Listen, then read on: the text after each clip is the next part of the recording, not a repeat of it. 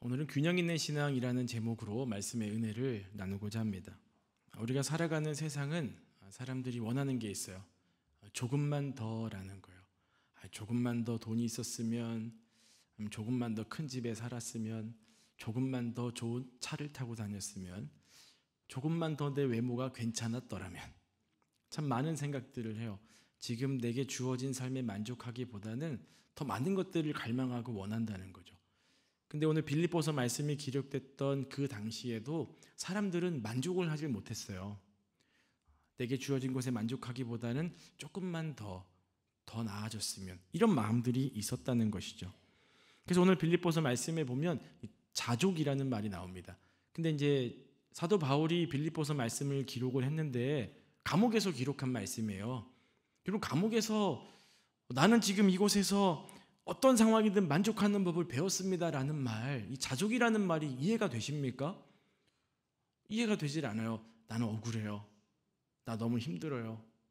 원망이 되고 불평이 되는 말들이 쏟아져 나와도 아마 그 누구도 바울에게 할 말이 없을 거예요. 맞는 상황이니까요. 억울하고 힘든 상황이니까요. 하지만 그는 지금 자족하는 비결을 배웠다라고 말하고 있어요. 어떻게 그럴 수 있을까요? 그가 자족할 수 있는 비결을 배웠기 때문에 그래요. 그러면 저와 여러분들도 그 자족할 수 있는 비결을 배울 수 있지 않을까요? 오늘 말씀을 통해서 여러분 삶에 주어진 환경 안에서 스스로 만족할 수 있는 그 은혜들을 누리는 복된 삶이 되시기를 바랍니다. 첫 번째는 믿음으로 환경을 정복해야 돼요. 한번 따라해 볼까요? 믿음으로 환경을 정복해야 된다. 바울은 지금 감옥에 있지만 태어날 때부터 금수저였어요. 아버지가 상인이었거든요. 돈이 많았어요. 태어났는데 아버지가 부자예요. 근데 그뿐만이 아니었습니다. 성장하면서 엘리트 교육과정을 다 밟았어요. 대단한 사람이죠. 근데 예수 그리스도를 만난 이후에 복음을 전하는 삶을 살고 다닐 때에는 쉽지 않은 인생이었어요. 매를 맞았고요, 돌에 맞아 죽을 뻔하기도 했고요, 배가 파손돼서 죽을 뻔했고요. 쉽지 않은 인생이었어요. 어떤 때는 돈이 너무 없는데 지역 교회에서 바울에게 헌금한 거예요. 이것 갖고 좀 먹고 좀 사십시오. 때로는 그렇게 살았고, 어떤 때는 막 그물을 깁는 일도 했었어요. 정말 비참하죠. 한때는 정말 많은 것들을 누리며 살았고, 또 한때는 정말 너무 없어서 힘든 인생을 살았었습니다. 그런 그가 이런 고백을 해요. 자, 오늘 보면 11절 말씀을 읽어볼까요? 내가 궁핍함으로 말하는 것이 아니니라. 어떠한 형편에든지 나는 자족하기를 배웠노니. 아멘. 내가 궁핍해서 말하는 게 아니라 나는 자족하기를 배웠다. 그러니까 바울의 이 말을 통해서 저와 여러분들은 인생이 무엇인가에 대해서 깨닫게 되는 거예요. 인생이 그러면 막 풍족할 때도 있지만 어려울 때도 있다. 어려울 때도 있지만 또 풍족해질 때가 있겠다. 그게 인생이라는 거예요. 자, 그러면 힘들고 어려울 때, 아니면 풍족할 때 언제 믿음을 지키기가 힘들까요? 사실 어려울 때도 믿음 지키기 힘들죠. 맨날 고난이 오면 얼마나 힘들겠어요. 믿음 지키기가 너무 힘든 거예요. 그러면 여러분, 잘 되면 믿음 지키기가 쉬울 것 같죠? 그렇지 않아요. 풍족하고 잘 된다고 하더라도 믿음 지키는 일들이 쉽지는 않습니다. 어찌됐든 하나님께서 저와 여러분들에게 원하는 건 뭐냐면, 비천하든지 풍부하든지 어느 곳에 어떤 상황에 있든지 믿음을 갖고 믿음으로 살아가기를 원하세요. 저와 여러분들이 그런 믿음 있는 인생이 되시기를 축복합니다. 자, 그럼 첫 번째는 비천할 때 어떻게 살아야 되는가예요. 어떻게 살아야 될까요? 자, 12절 말씀 읽어보겠습니다. 나는 비천에 처할 줄도 알고 풍부에 처할 줄도 알아. 모든 일 곧 배부름과 배고픔과 풍부와 궁핍에도 처할 줄 아는 일체의 비결을 배웠노라. 아멘. 바울이 말합니다. 나는 비천에 처할 줄도 안다 말하는 거예요. 그러니까 누구나 인생을 살다 보면 고난의 때가 지나가잖아요. 고난 없는 인생은 없습니다. 누구나 다 있어요. 때로는 부부간의 문제 때문에 감정적으로 어떤 인생에 바라보는 관점이나 자녀 양육, 여러 가지들 안에서 막 의견이 대립하면서 좀 어려움이 있을 때가 있잖아요. 뿐만 아니라 자녀들을 양육할 때도 그렇죠. 직장 다니면서 사람들과의 관계, 사업하면서 재정적인 어려움, 사업처, 거래처와의 관계들, 얼마나 많은 어려움들이 있습니까? 근데 그런 어려움들이 있는 사람들 보면은요, 기가 죽어 있어요. 의기소침해 있어요. 눌려 있는 거예요. 문제에 눌려 있는 거죠. 그래서 막 늘 얼굴이 근심이 있고 어려움이 있는 분들 보면은 뭔가 어려움이 있구나. 어떤 문제든 문제가 있는 거예요. 그러다 보면 어떻게 생각이 드냐면 도망가고 싶다. 그래서 직장 다니는 분들은 가슴에 사직서를 품고 다니잖아요. 내가 언젠간 이 회사를 나가리라. 언젠가 도망갈 궁리를 하고 있는 거예요. 대처하는 방법이 참 중요해요. 인생에서 어떻게 대처할 것인가, 어떻게 살아갈 것인가. 사도 바울은 뭐라고 얘기를 하냐면 문제가 다가왔을 때 제발 등 돌리지 말아라. 피하지 말아라. 오히려 정면으로 맞서 싸워라. 고백하고 있습니다. 문제 때문에 힘들고 어려울수록 담대하게 문제를 직면하라는 거예요. 제가 성지순례 갔을 때 되게 더웠거든요. 굉장히 더웠어요. 나중에 요르단 가니까 서 있기가 힘들어. 눈도 못 뜨겠더라고요. 그러니까 이 선글라스를 쓰지 않으면 앞을 볼 수가 없을 정도로 너무 더운 거예요. 근데 거기에 베두인이라고 하는 사람들이 살아요. 근데 그 더운 날씨에 그 사람들은 다 긴팔 입고 다니더라고요. 왜 저러지? 그들은 이 더위와 맞서 싸워야 됐어요. 그러면 어떻게 해야 돼요? 낮엔 안 나오고 밤에만 나와야 되잖아요. 근데 낮에 다 돌아다녀요. 긴팔 입고요. 그러니까 그 더위와 싸워 이기는 방법을 찾았는데 그게 뭐냐면 긴팔을 입는 거예요. 오히려 그늘이 생겨서 더 시원하대요. 그분들이 다 막 시커먼 옷 입고 다녀요. 긴팔 입고 다니고. 여러분 앞에 문제가 있습니까? 전공법을 사용하십시오. 당당하게 그 문제와 맞서 싸우시기 바랍니다. 회사 가서 사람 만나는 게 두려우세요? 그럴수록 더 출근하시기 바랍니다. 저도 옛날에 그랬어요. 직장 다닐 때 회사 가기 싫은 거예요. 그때 제 아내가 그러더라고요. 그럼 쉬어. 근데 계속 회피하면 어떻게 돼요? 문제는 계속 연속되는 거예요. 오히려 두려우면 그 방법 안에서 해결점들을 찾아야 됩니다. 문제라고 하는 것은 두려워서 도망가는 사람들에게 더 쫓아와요. 달려들어요. 절대 여러분 문제의 등을 보이지 마십시오. 오히려 정면으로 맞서서 싸우시기 바랍니다. 그리고 할 수 있는 노력, 내가 그럼 이 문제 앞에서 뭘 할 수 있을까? 찾아보세요. 분명히 하나님께서 길을 보여주실 겁니다. 지난주에 우물 팔 때 리더들이 어떻게 팠어요? 손에 들고 있던 귤을 가지고 땅 팠잖아요. 어떤 것들을 요구한 게 아니었어요. 그저 내가 갖고 있는 것 안에서 최선을 다해서 땅을 팠을 뿐입니다. 그러면 어떻게 되는가? 길이 보여요. 문제 앞에 정면으로 맞서게 되면, 내가 가지고 있는 것으로 최선을 다하게 되면 하나님이 길을 보여주시는 거예요. 고린도전서 10장 13절 말씀이에요. 읽어보겠습니다. 사람이 감당할 시험 밖에는 너희가 당한 것이 없나니 오직 하나님은 미쁘사 너희가 감당하지 못할 시험 당함을 허락하지 아니하시고 시험 당할 즈음에 또한 피할 길을 내사 너희로 능히 감당하게 하시느니라. 아멘. 어려움 앞에 당당하게 맞서면 능히 감당하게 하시는 우리 하나님이 여러분과 함께하고 계십니다. 그러니 도망가지 마십시오. 등 돌리지 마세요. 절망하지 말고 하나님 앞에 돌파구를 주십시오. 어떻게 이 문제를 직면해야 되겠습니까? 길을 보여달라고 기도하시기 바라요. 바울은 전도자였어요. 그럼 돌아다녀야 되잖아요. 여러 군데 돌아다니면서 복음을 전해야 했단 말이에요.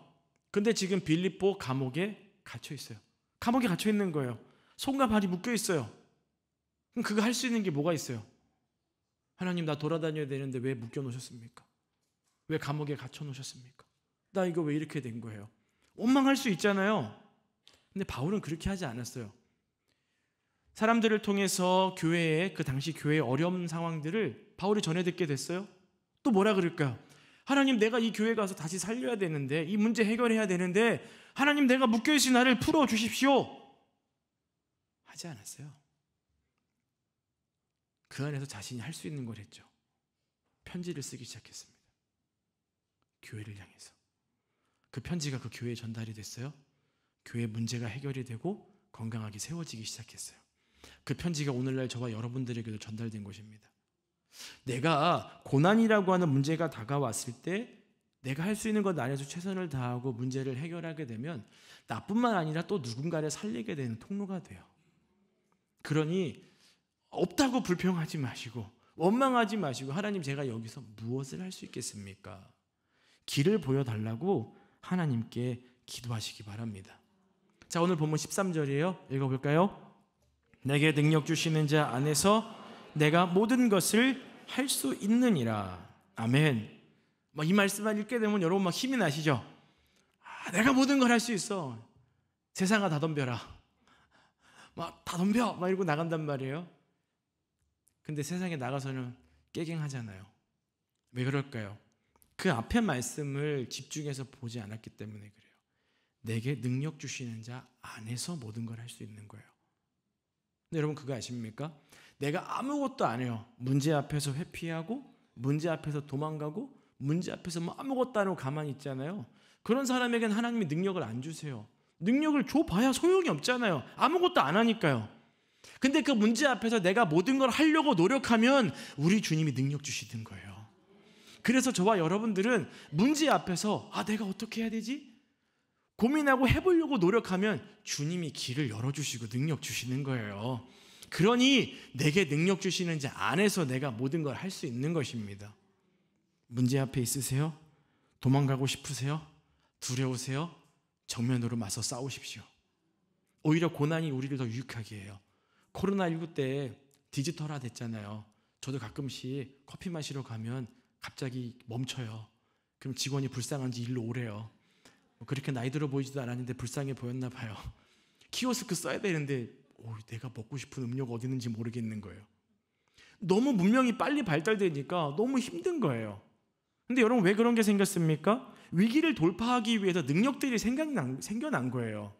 저와 여러분들이 인생에 문제가 있고 아픔이 있고 고난이 있습니까? 오히려 새로운 능력들이 생겨날 줄 믿으시길 바라요. 하나님이 지금 내 이 위기를 통해서 내가 이걸 돌파하려고 뚫고 나갈 때 새로운 은혜와 능력들을 주실 것이다. 그 은혜를 소망하시고 주님 바라보시기 바라요. 문제만 탓하지 마십시오. 새로운 돌파구를 찾으시기 바라요. 자, 두 번째예요. 하나님이 주신 능력으로 고난을 돌파해야 돼요. 한번 따라해 볼까요? 하나님이 주신 능력으로 고난을 극복해야 된다.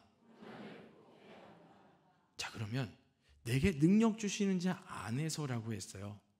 그럼 능력 주시면 내가 일을 해야 돼. 그 능력이 뭘까요? 갑자기 하늘에서 능력이 나타나는 거예요. 하나님께서 성경을 통해서 저와 여러분들의 그 능력이 뭔지를 말씀해 주셨어요. 데살로니가전서 5장 16절에서 18절 말씀 읽어보겠습니다. 항상 기뻐하라. 쉬지 말고 기도하라. 범사에 감사하라. 이것이 그리스도 예수 안에서 너희를 향하신 하나님의 뜻이니라. 아멘. 항상 기뻐하고 쉬지 말고 기도하고 범사에 감사하는 것, 이게 저와 여러분들의 능력입니다. 그래서 이걸 붙잡고 살아야 돼요. 이게 내 삶의 능력이 되게끔 날마다 하나님 앞에 기뻐하고 기도하고 감사해야 되는 거예요. 그럼 어떻게 기뻐하고 기도하고 감사할 수 있을까요? 말씀을 좀 드려볼게요. 첫 번째, 항상 기뻐해야 돼요. 여러분, 예수 믿지 않는 사람들도 기쁜 일 생기면 기뻐합니다. 슬퍼할 일 있으면 슬퍼해요. 근데 우리가 예수 믿지 않는 사람들하고 똑같이 그러면 안 되잖아요. 똑같이 그냥 좋은 일에만 기뻐하고 고난이 오면 안 기뻐하고 그러면 안 되잖아요. 그래서 저와 여러분들은 예수 믿지 않는 사람들하고 달라야 돼요. 구분이 되어야 하는 거예요. 그 구분되어야 하기 때문에 말씀하시는 거예요. 항상 기뻐하라. 어떤 일이든지 기뻐하라는 거예요. 그러니까 항상 기뻐할 수 있다. 문제가 다가와도 기뻐할 수 있는 이유는 뭐예요? 뭔가 하나님의 뜻이 있다는 거예요. 이 고난을 통해서도 하나님이 내게 말씀하시고 내 삶에 갖고 있는 계획이 분명히 있으셔. 그러니까 기뻐할 수 있는 거예요. 기뻐할 수 있는 두 가지 비결을 말씀드릴까요? 첫 번째는 하나님은 실수가 없는 분이라는 거예요. 한번 따라해 보겠습니다. 하나님은 실수가 없으시다. 그걸 믿는 순간 우리는 항상 기뻐할 수 있는 거예요. 두 번째는 성령 충만이에요. 하나님 믿는 성도가 성령 충만하지 않으면 항상 기뻐할 수 없습니다. 여러분의 기쁨이 없어요? 성령 충만하지 않은 거예요. 그럼 항상 기뻐하기 위해서는 어떻게 해야 돼요? 성령 충만하면 됩니다. 성령 충만하기 위해 하나님 앞에 나오시고 기도하시기 바랍니다. 두 번째, 쉬지 말고 기도해야 돼요. 자, 야고보서 5장 13절 말씀인데 함께 읽어볼까요? 너희 중에 고난 당하는 자가 있느냐? 그는 기도할 것이요. 즐거워하는 자가 있느냐? 그는 찬송할지니라. 아멘. 고난 당하느냐? 기도해라. 기도해야 된다는 거예요. 고난은 우리에게 진짜 기도가 뭔가를 가르쳐주는 훈련입니다. 그러니까 이제 기도의 용사들을 보면은요, 이 광야라고 하는 이 고난 속에서 기도 훈련을 잘 받았어요. 그래서 바울은 쉬지 말고 기도하라고 저와 여러분들에게 가르쳐 주고 있는 거예요. 그러니까 걱정과 근심과 염려로부터 우리가 자유로워질 수 있는 비결은 오직 하나예요. 기도하는 겁니다. 근데 기도해야 되는데 쉬지 말고 기도해야 돼요. 그러면 잠을 자야 돼요, 말아야 돼요? 자야죠. 잠 잘 주무셔야 됩니다. 그럼 쉬지 말고 기도하라는 건 어떤 의미일까요? 이렇게 보시면 돼요. 하나님을 더 많이 생각하라는 거예요. 문제 생기면 우리는 어떻게 해요? 문제를 봐요. 이 문제가 왜 생겼지? 저분이 나에게 저 말을 왜 했지? 나는 왜 이렇지? 막 스스로의 어떤 그 웅덩이를 파고 자꾸 들어가게 돼요. 자꾸 문제 속에 빠지게 되는 거죠. 그럼 자꾸 의기소침해지고 마음이 무너지게 되고 눈물이 나고 힘들어지고, 그럼 내가 결국 살아서 뭐하나? 이렇게 되는 거예요. 마음이 눌려 있는 거예요. 근데 문제를 바라보지 않고 하나님을 바라보게 되면 어떻게 돼요? 긍정적으로 바뀌는 거예요. 하나님은 사랑의 하나님이시잖아요. 그러니까 하나님을 바라보면 하나님이 나를 얼마나 사랑하시는지, 하나님이 여기까지 나를 어떻게 인도하셨는지를 알게 되는 거예요. 그러니까 하나님 바라보면서 긍정적인 생각을 하게 되잖아요. 그럼 긍정적인 말이 나오게 돼요.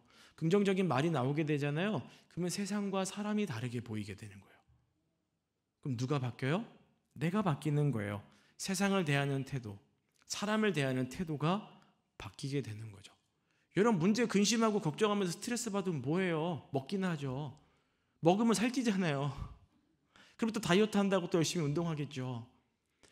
굴레에서 벗어나지를 못하는 거예요. 사랑하는 성도 여러분, 쉬지 말고 기도하십시오. 여러분 인생의 문제를 생각하는 시간보다 하나님을 생각하는 시간이 더 많아지게 되기를 바랍니다. 세 번째는 범사에 감사하는 거예요. 성도님들을 많이 만나게 돼요.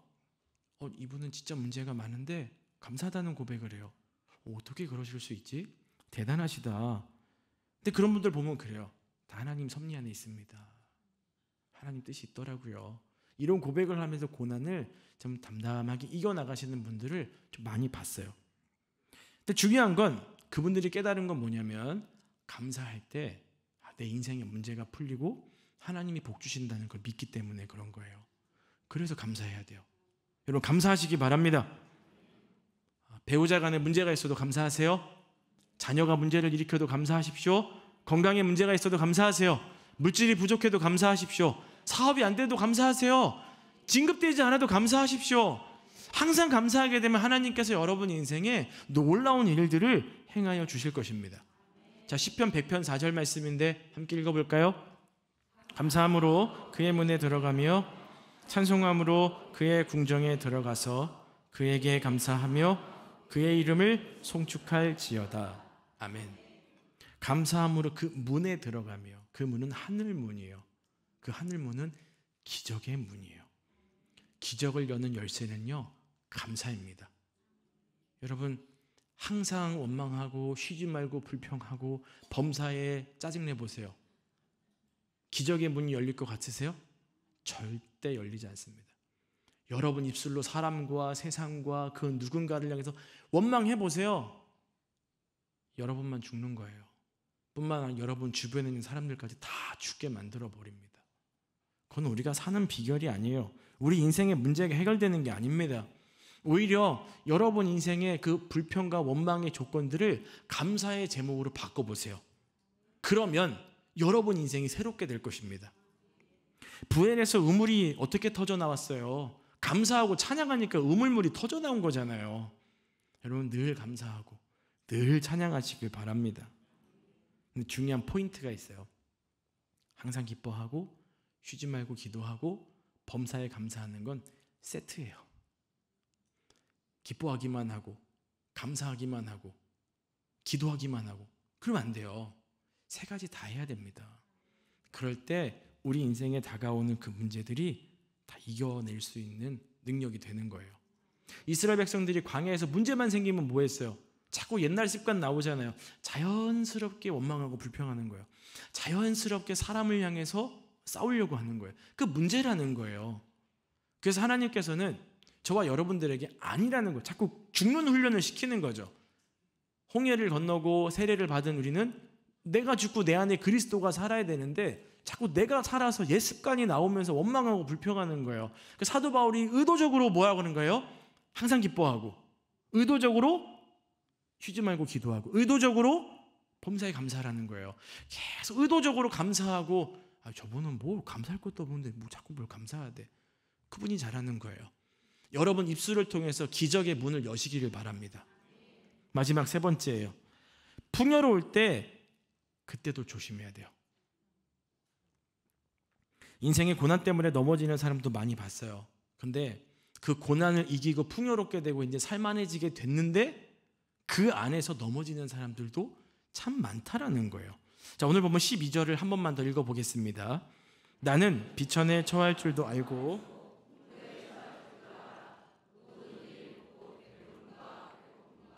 풍부와 궁핍에도 처할 줄 아는 일체의 비결을 배웠노라. 아멘. 우리는 고난 가운데서만 어떻게 할까를 늘 기도하고 걱정하고 고민하잖아요. 근데 사도 바울은 뭐라고 얘기하냐면 어려울 때에만 어떻게 해야 되는가를 배우는 게 아니라 풍족할 때에도 어떻게 할 것인가에 대해서 배워야 된다고 말을 하고 있어요. 그 풍족함은 세상의 풍족함도 있지만 영적인 풍족함도 있습니다. 풍족함은 어떻게 돼요? 사람들이 교만해져요. 자, 고린도전서 10장 12절 말씀이에요. 읽어볼까요? 그런즉 선줄로 생각하는 자는 넘어질까 조심하라.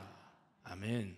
이 말씀은 여러분들에게만 해당되는 말씀이 아니에요. 저에게도 해당되는 말씀입니다. 누구나 마찬가지예요. 목회자든 장로든 권사든 집사든 다 필요한 말씀이에요.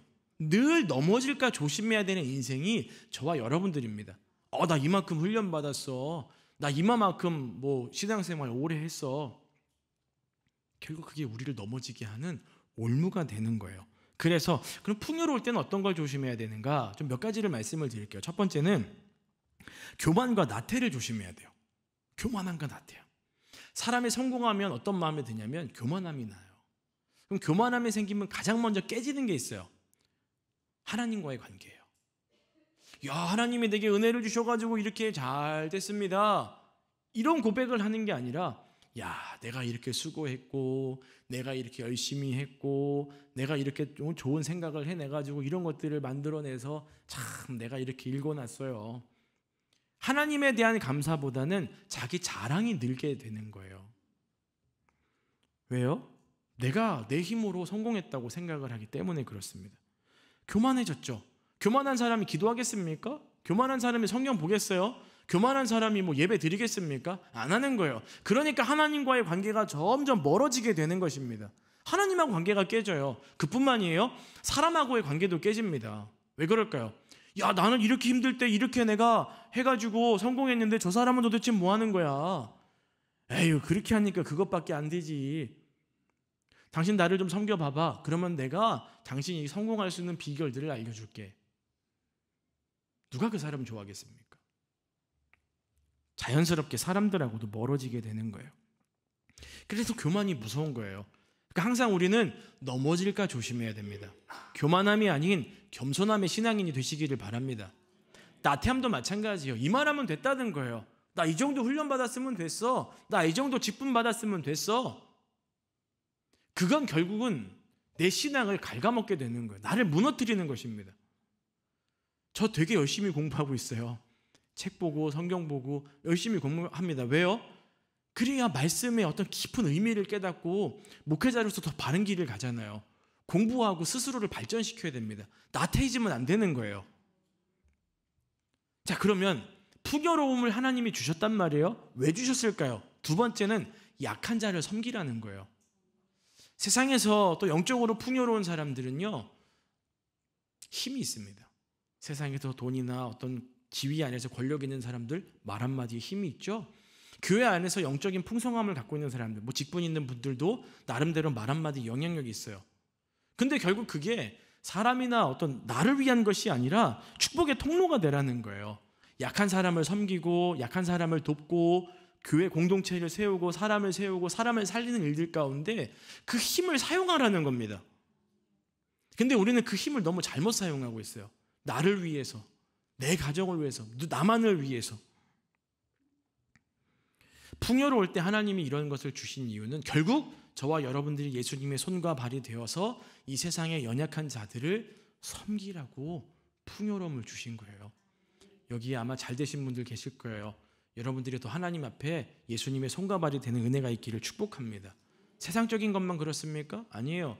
훈련받고 뭐 영적으로 좀 풍성함 속에서 직분도 받고 신앙생활 오래 해서 경륜이 있어요. 나와 내 가정만 잘 되기를 기도하는 게 아니에요.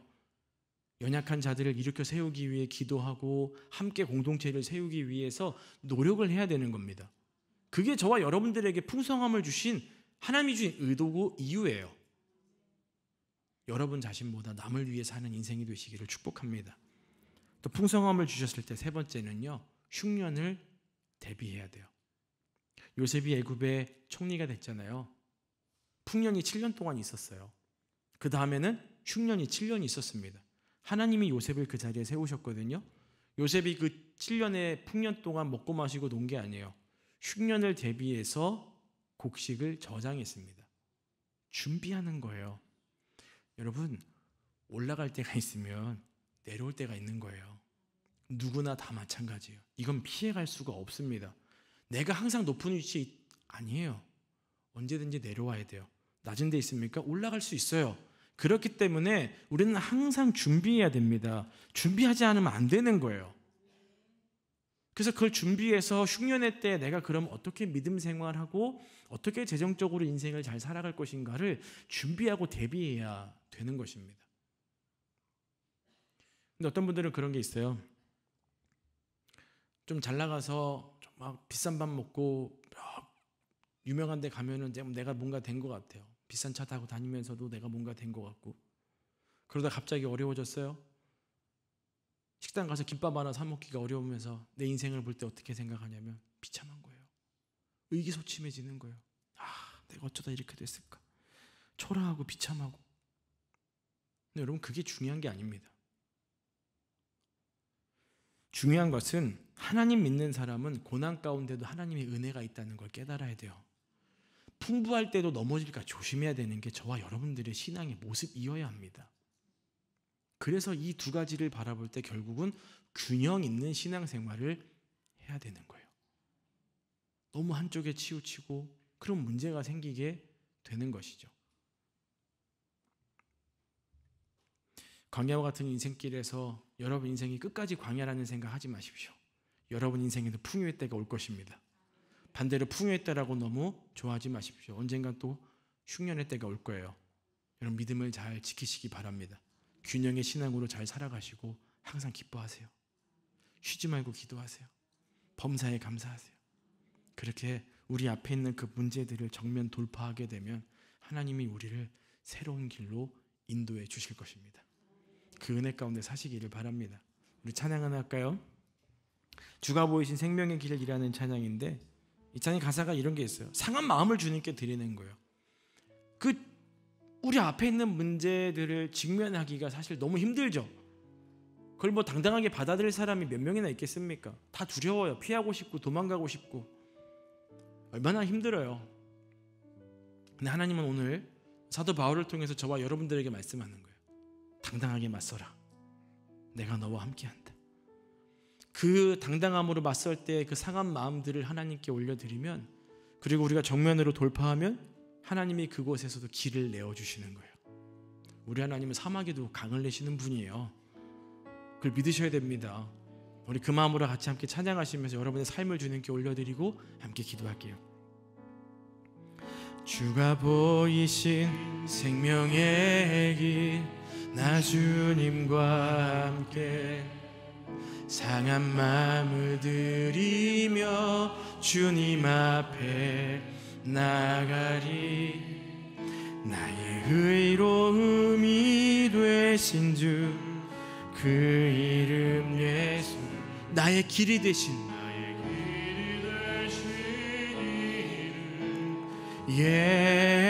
예수,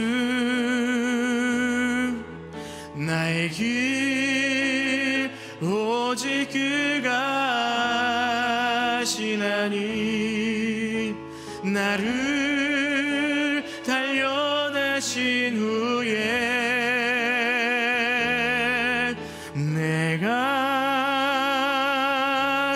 정금같이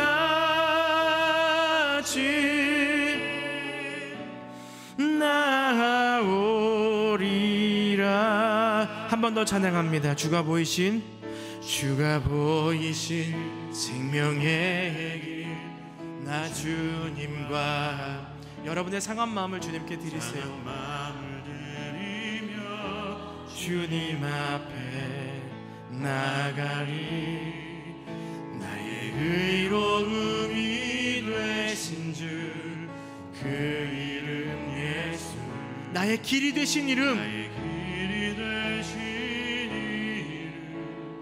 예수.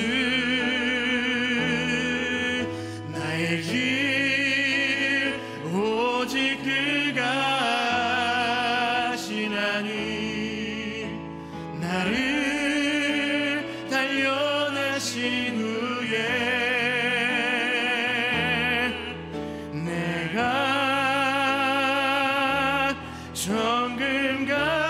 정금같이 나오. 우리 두 손 드시고 한 번 더 찬양합니다. 나의 길 오직 그가 아시나니. 나의 길 오직 그가 아시나니. 나를 단련하신 후에 내가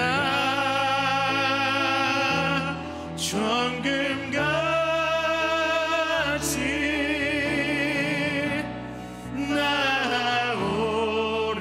나오리라. 하나님 감사드립니다. 인생의 문제 앞에서 주저앉았고 도망가고 싶었던 마음속에 다시 한번 용기를 주시고 일어서서 그 문제를 정면으로 마주하고 돌파할 수 있는 힘과 용기와 능력을 주시니 감사를 드립니다. 마주할 때, 돌파하려고 할 때 그 문제가 우리 인생에서 떠나가게 될 줄 믿습니다. 절대로 도망가지 않게 도와주시옵소서. 나에게 능력 주시는 자 안에서 내가 모든 것을 할 수 있음을 믿습니다. 항상 기뻐하고 쉬지 말고 기도하고 범사에 감사하여서 하나님의 나라를 꿈꾸고 회복할 수 있는 저희 모두가 되게 하여 주시옵소서. 무엇보다 나의 회복은 다른 누군가를 살리는, 다른 누군가를 세우는 믿음의 고백, 믿음의 말들, 믿음의 삶이 될 수 있도록 인도하여 주시옵소서. 나를 통해 하나님의 나라가 세워지는 일들이 일어나는 것을 우리가 두 눈으로 목격하고 우리의 상급이 하늘에 쌓이는 것들을 보게 하여 주시옵소서. 그렇게 행하실 주님께 감사와 찬양과 영광을 올려드립니다. 예수님 이름으로 기도드립니다. 아멘.